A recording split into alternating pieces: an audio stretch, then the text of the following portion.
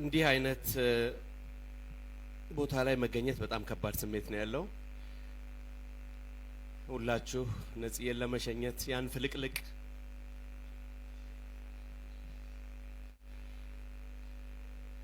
ያንን የደስታ ጥግ ያንን የተከበረ ባለሙያ ለመሸኘት በዚህ ስለተገኛችሁ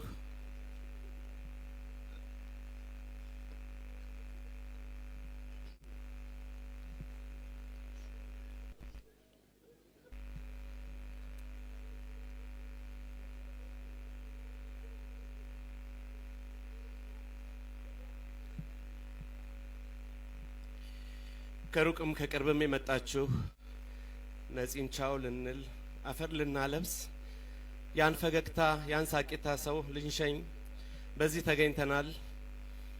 እጅግ አሳዛኝ ቀን ነው።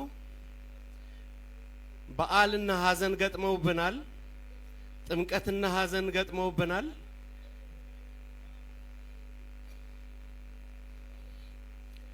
የማጽናኛ ቃል ወዳለበት ወደዚህ ካቴድራል ሁላችሁ ስለተገኛችሁ በድጋሚ እናመሰግናለን። የአርቲስት ነጻነት ወርቅነህ የሽኝት መርሃ ግብሩ ከዚህ እንደሚከተለው ይቀርባል። በመንበረ ጸባዖት ቅድስት ሥላሴ ካቴድራል የተገኛችሁ ሁሉ በድጋሚ እናመሰግናለን። ቃላት ይሰንፋሉ፣ እውነት ነው። ሀዘን ከባድ ነው፣ ነገር ግን ጽናና ይገባል። በአባቶች የተማርነው ቃል የሰማነው መንፈሳዊ ዝማሬ ማጽናኛችን ነው። ሁላና ይገባል። ነጻነትን ማንድን ነው ከምን ተነስቶ ምን ደረሰ የሚለው እንዲያነብልን አርቲስቱን ወደ መድረክ እጋብዛለሁ።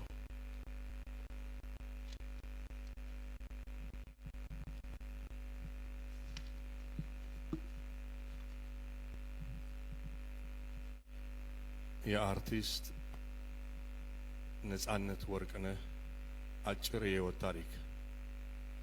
ሁለገብ የኪነ ጥበብ ባለሙያ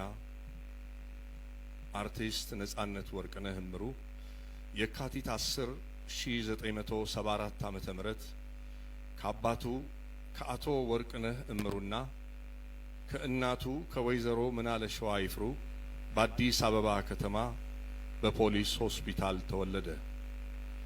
ለቤተሰቡ አራተኛ ልጅ የሆነው ነጻነት 5 ወንድሞችና 1 እህት በነበረው ቤተሰብ ውስጥ በኡራኤል ሰፈር አደገ። የአንደኛ ደረጃ ትምህርቱን በአስፋው ወሰን፣ የሁለተኛ ደረጃ ትምህርቱን ደግሞ በምስራቅ አጠቃላይ አጠናቋል። አርቲስት ነጻነት ወርቅነህ የ16 ዓመት ልጅ ሳለ ለጥበብ ፍቅር ያሳየ ነበር።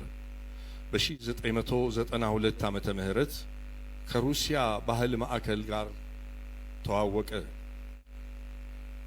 በፑሽኪን ቆይታውም በግጥሞች በወጎች መሃል የሚተላለፉ የተመልካችን ቀልብ የሚይዙ በርካታ ድራማዎችን ሰርቷል። ነጻነት በአንድ በኩል ፍሬሽማንን በፑሽኪን እያሳየ የመጨረሻ ኃጢአት የሚል በቀበሌ አዳራሽ ውስጥ የተሰራ ቲያትርን በማሳየት አቅሙን ለሕዝብ በይፋ አስመስክሯል። የነጻነት ኪነጥበባዊ አበርክቶች በቲያትር በፊልምና በሬዲዮ ድራማ የሚገለጹ ነበሩ። አርቲስት ነጻነት ወርቅነህ በይቅርታ ምሽት በማዘጋጃ ቲያትር ቤት ለመጀመሪያ ጊዜ በቲያትር ቤት ደረጃ የሰራው ሲሆን በመቀጠልም በብሔራዊ ቲያትር ካብ ለካብ የሚባል ቲያትር ላይ የትወና ብቃቱን አሳይቷል። የዳዊት እንዚራ፣ ፍሬሽማን፣ የጓሮ ጌታ፣ የብሩክታዊት ስጦታ የተባሉ ቲያትሮች የሰራ ሲሆን ፍሬሽማን የራሱ ድርሰትና በሕዝብ ዘንድ ከፍተኛ ተቀባይነት ያገኘበት ስራው ነበር።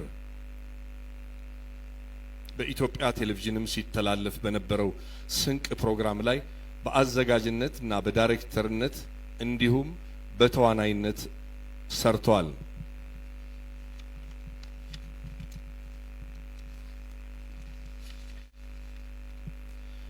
በአዲስ አበባ ከተማ አስተዳደር ቴሌቪዥን በሚተላለፈው መስኮት በተሰኘ የ5 ደቂቃ ድራማዎች ላይ በብዙ ድርሰቶቹ ተሳትፏል። አርቲስት ነጻነት የሬዲዮ ድራማዎችን በመድረስ በተለይ በኢትዮጵያ ሬዲዮ እንዲሁም በኤፍኤም 97.1 ላይም ተሳትፎ ነበረው። የአርቲስት ነጻነት የመጀመሪያ ፊልሙ የማይደረስበት የሚለው ሲሆን ከዛ በኋላ ኤፍቢአይ 1፣ 2 እና 3፣ የአንቺው ሌባ 1 እና 2፣ ሚስተር ኤክስ፣ ባለቀለም ህልሞች፣ ስለማይዘነጋ ውለታ የተሰኙ ፊልሞችን የሰራ ሲሆን የኤፍቢአይ 1፣ 2 እና 3 ፊልም ደራሲ ራሱ ሲሆን በባለቀለም ህልሞች ላይ በዳይሬክቲንግ እንዲሁም በሚስተር ኤክስ ፊልም ላይ በድርሰት ተሳትፏል። በህዝብ ዘንድ በባለቀለም ህልሞች፣ በአንቺው ሌባ እንዲሁም በኤፍቢአይ ፊልሞች የተለየ አድናቆትና ተወዳጅነትን ሊያገኝ ችሏል። የሁሉም ወዳጅ የሆነው አርቲስት ነጻነት ደራሲ፣ ተዋናይ፣ ዳይሬክተር ብቻ አልነበረም።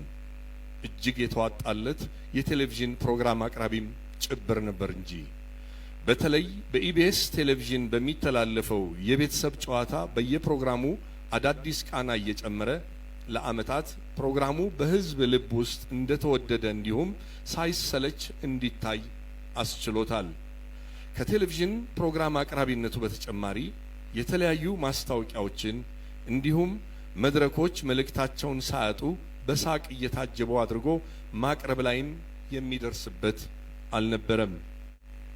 አርቲስት ነጻነት ወርቅነህ ሌሎች ሲደሰቱ ከማንም በላይ ይደሰታል። በበርካታ ችግሮች ቢያልፍም ሳቅ ከምንም በላይ መድኃኒት ነው በሚለው አስተሳሰቡ ለዓመታት ዘልቋል። አብረውት ለሚሰሩ የኪነ ጥበብ ባለሙያዎች ልዩ ክብር ያለው ነጻነት ለሰዎች በመድረስ የሚያምን በሰዎች የደስታና የሐዘን ጊዜም ቀድሞ የሚገኝ መሆኑን የቅርብ ጓደኞቹ ይመሰክራሉ።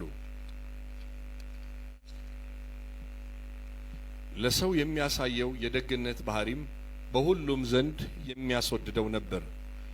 አርቲስት ነጻነት ወርቅነህ ከቅርብ ጊዜ ወዲህ ህመም አጋጥሞት በሀገር ውስጥና በህንድ ሀገር ሕክምናውን ሲከታተል እንደነበር ይታወቃል። እረፍት እንዲያደርግ በሐኪሞች ቢነገረውም ነጻነት ግን የሙያው ፍቅር ሊያሳርፈው አልቻለም። በቅርብ ወዳጆቹም እሱን ለማዳን ከፍተኛ ጥረት ተደርጎ ነበር። ሆኖም ግን አርቲስት ነጻነት ወርቅነህ ከንጹህ ዘር በላይ ጋር ትዳር የመሰረተ ሲሆን የ3 ልጆችም አባት ነበር። ነጻነት ወርቅነህ ነጻነት ወርቅነህ አርብ ጥር 8 2018 በድንገተኛ ህመም ከዚህ ዓለም ድካም አርፏል። እግዚአብሔር ነፍሱን በመንግስተ ሰማያት ያሳርፍልን።